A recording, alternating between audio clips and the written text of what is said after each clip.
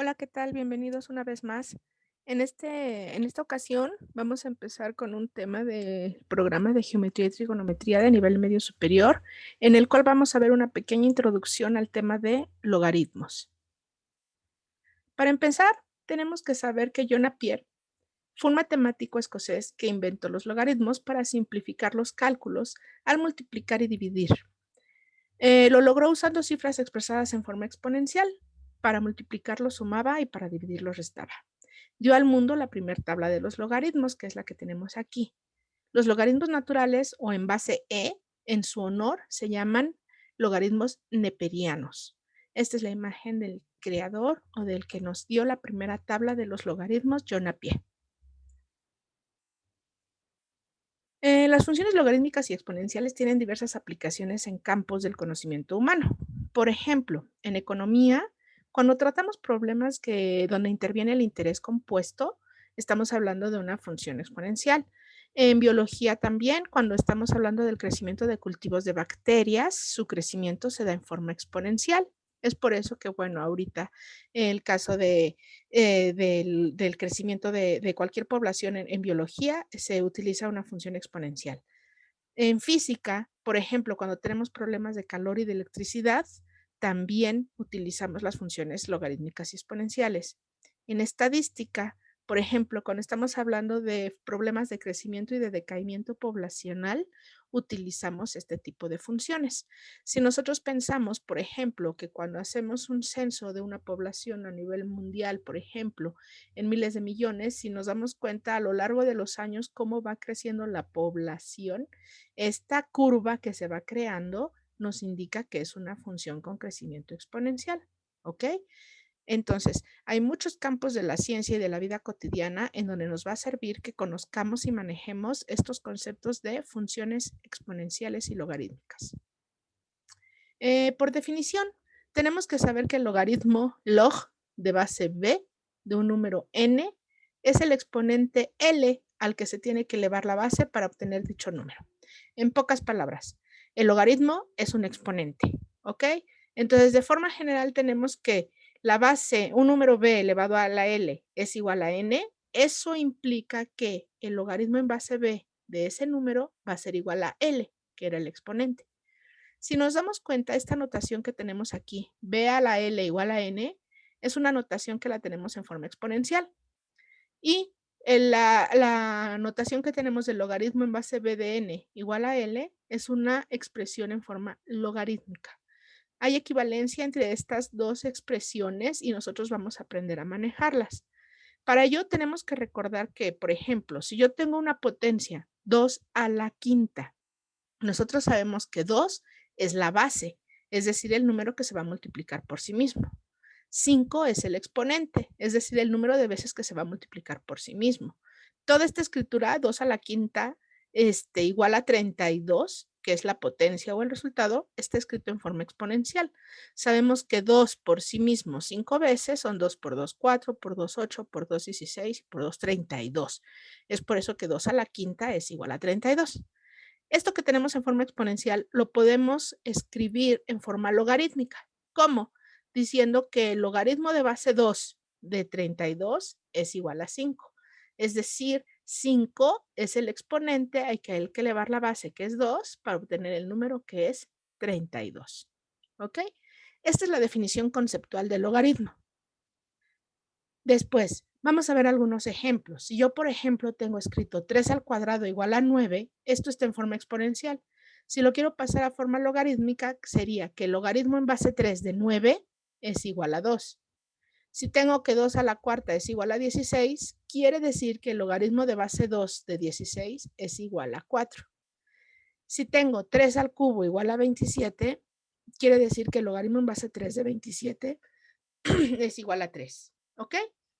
Si, por ejemplo, nosotros analizamos la función 10 a la x, que son las potencias de 10, que son la base de nuestro sistema de numeración decimal, tenemos que cuando x va tomando valores de 0, 1, 2, 3, la función va siendo 10 a la x, es decir, 10 a la 0, 10 a la 1, 10 al cuadrado, 10 al cubo, etcétera. Vamos obteniendo un valor de y, que quiere decir que cuando x vale 0, 10 a la 0 vale 1.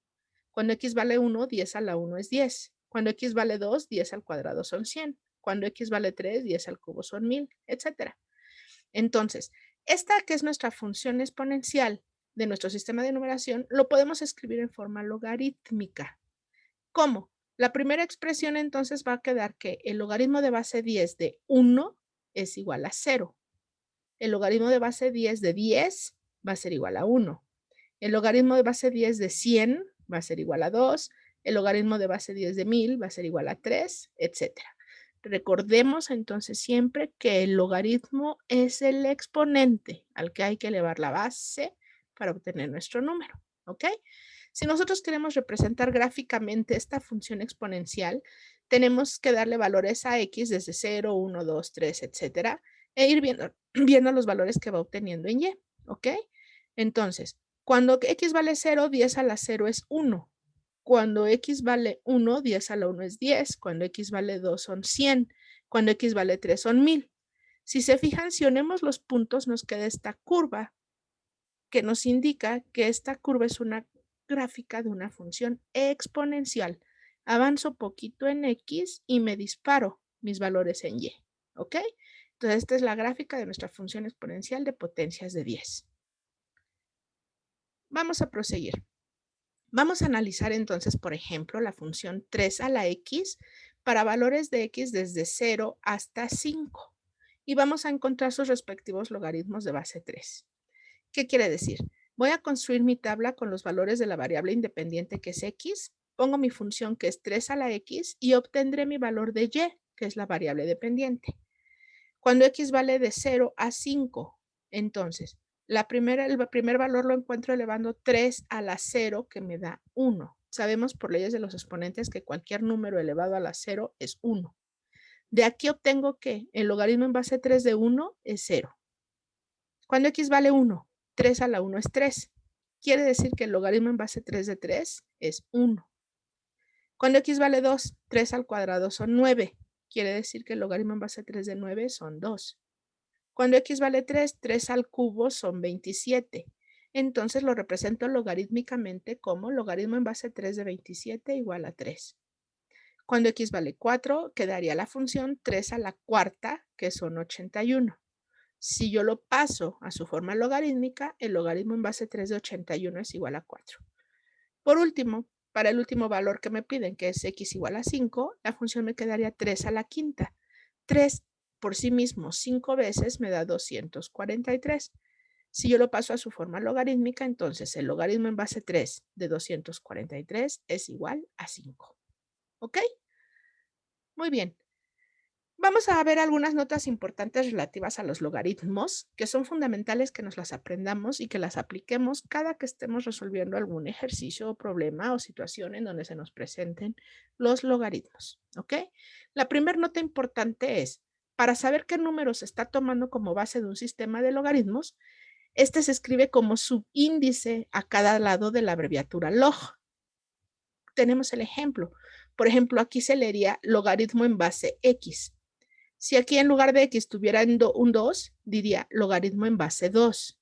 Si yo tuviera un 5, diría logaritmo en base 5. Aquí es importante señalar que cuando el logaritmo está en base 10, no se escribe en base 10, se sobreentiende que si solamente tenemos la palabra logaritmo, la base de la que estamos hablando es 10. ¿Ok? Muy bien.